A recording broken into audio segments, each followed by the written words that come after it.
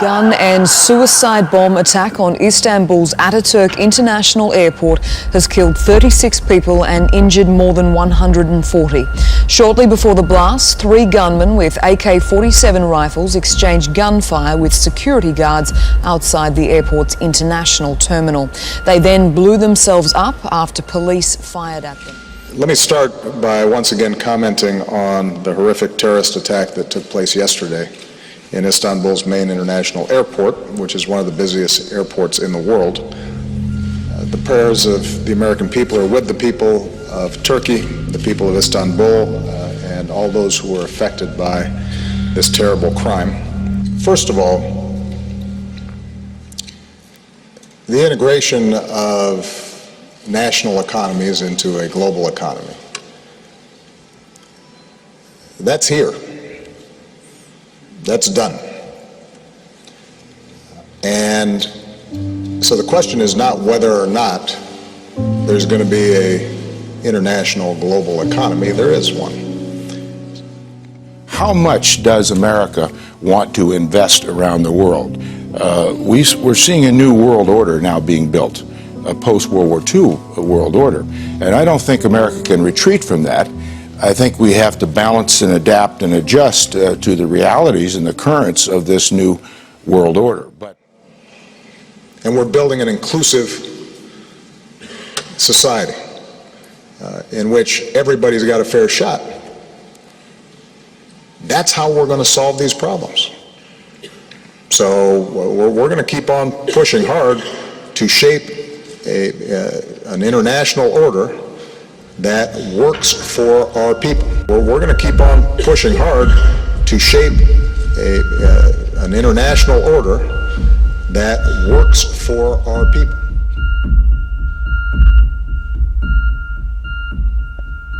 It's been a very, very bloody week for worldwide terrorism. This huge blast at the weekend in the Iraqi capital in Baghdad, of course, killing over 120 people.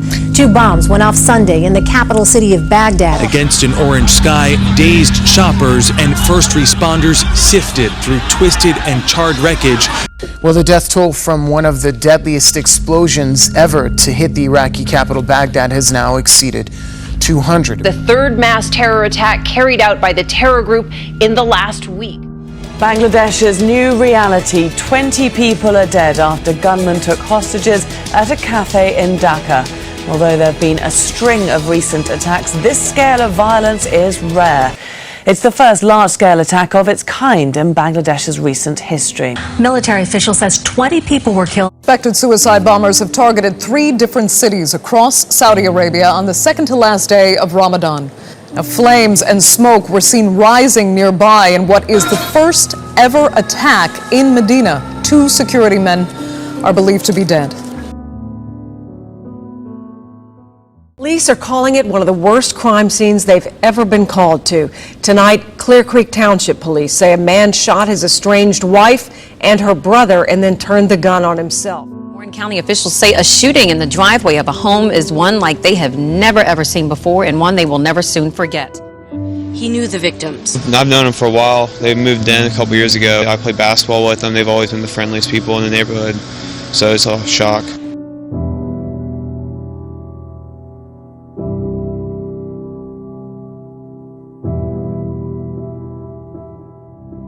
Any of these mass shootings, it's, some person who's gone insane, and I don't know what makes a person flip that switch. A horrific story out of Texas with the Tennessee Valley connection. Police say Decatur native Christy Sheets shot and killed her 2 daughters. People who knew the Decatur woman are now left in disbelief. This is not Christy that I know. It's just not. I thought it was the wrong person. It had to be. When you meet her, you know she's a mom. The first time we met, within probably 30 seconds of meeting her, we were talking about her daughters. She loved those girls. I can't imagine what possibly has gone through her head. I saw no signs of anything like this. It just totally shocked me. And people in Memphis are still in shock after a mother stabbed her 4 children to death. The Mid-South is mourning the death of 4 children who police say were killed by their own mother. 4-year-old Talon Garner, 3-year-old Saya Garner, 2-year-old Savi Garner, and 6-month-old Yazi Garner. were all stabbed to death in their southeast Memphis home Friday. That was a beautiful, sweet young lady. What happened, I don't understand. This is an egregious act of evil that has shocked us to our core. Clayton says the woman that killed her own 4 children isn't the woman she thought of to be a daughter. I'm praying for her. This is the work of the devil.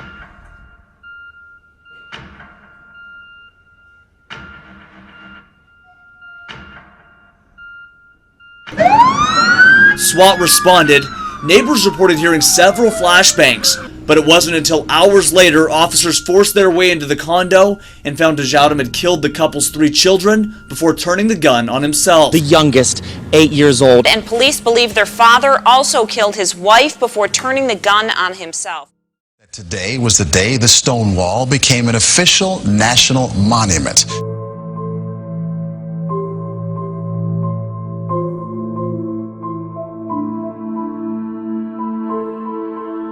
June 26th this year, President Obama officially designating Stonewall Inn a national monument. I pledge allegiance to the flag of the United States of America and to the republic for which it stands, one nation, indivisible, with liberty and justice for all.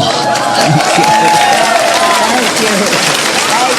you. This new national park is for all Americans.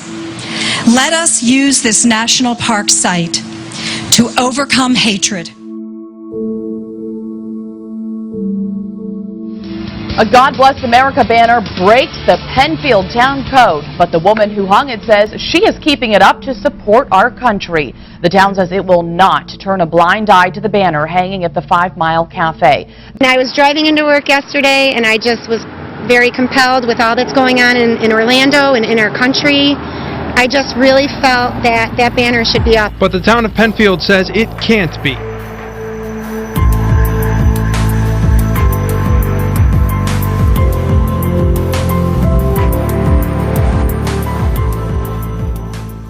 At 9:30, I'm Jeremy Hubbard. And I'm Aristeo Brady. After telling the pastor last week that he could no longer advertise with the word Jesus, Colorado Springs officials now reviewing that decision. I asked them why we could no longer use the name of Jesus, and they said it's because if you use the name of Jesus, we must allow hate messaging. What kind of world is this if we can't say that Jesus is Lord?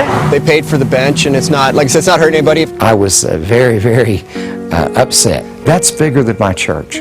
That's bigger than me. Pastor Lawson Purdue and Charis Christian Center have been advertising their Jesus campaign for 3 years. But they were told last week if they want to continue advertising, they can no longer use the name Jesus. Pastor Purdue says that he has received numerous messages from believers, non-believers, and even strong atheist groups that taking away this message would be an infringement of our First Amendment right. Some stop by today. They say we're agnostics, we're atheists, but we're very upset about this because this is about the freedoms that we enjoy as American citizens. And we're building an inclusive society. The Marine Corps is now planning to remove the word man from 19 job titles to make the service more gender neutral. It's been an historic week for the transgender community. On Thursday, Defense Secretary Ash Carter announced the lifting of a U.S. military ban on transgender troops. Today, they can serve openly. And on Tuesday, Democratic primary voters in 2 states elected 2 transgender women, a first for a major party, and they both happen to be named D. What today says is that we're a country of inclusiveness. From October, transgender troops will qualify for medical benefits, including surgery to change gender. Being out in the military will be very challenging for a while, certainly. Just it takes time for certain mindsets to kind of to change, but that change is happening, and it will get a lot easier as time goes by. It was a year ago that the Supreme Court legalized same-sex marriage in the U.S., and a federal judge has blocked a Mississippi law that some say would have made it easier to deny those marriages on religious objections that just happened last night. Are we really seeing the dominoes now fall? A first in Lower Manhattan tonight, LGBT students and their families gathered to show their pride at the Tweed Courthouse. This school year has been described as a game changer for LGBT rights in New York City schools. That was until Matthew Chrisson became LaGuardia High School's first gender-fluid prom queen. Canada's Prime Minister Justin Trudeau says the country will explore the use of gender-neutral identity cards. I rise today to express my concern about troubling new developments in Russia. Russia's parliament, the Federal Assembly, has just approved so-called anti-terrorism legislation that actually criminalizes free speech and that attacks religious liberty.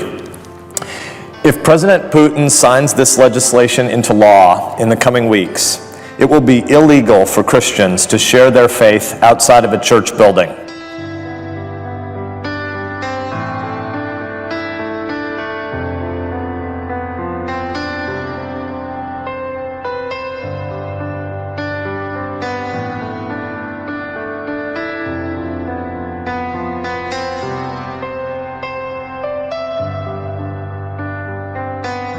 A Lexington business owner is under fire with the town for flying 10 American flags in front of his store.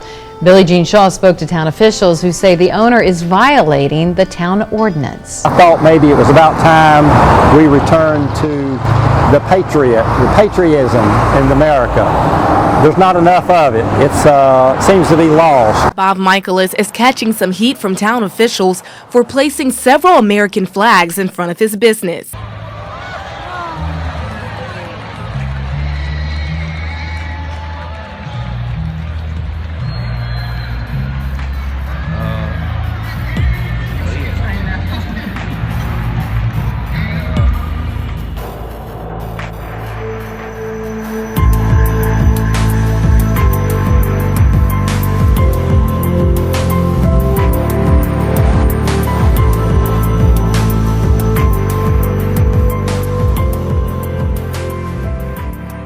Faith-based movies are doing well.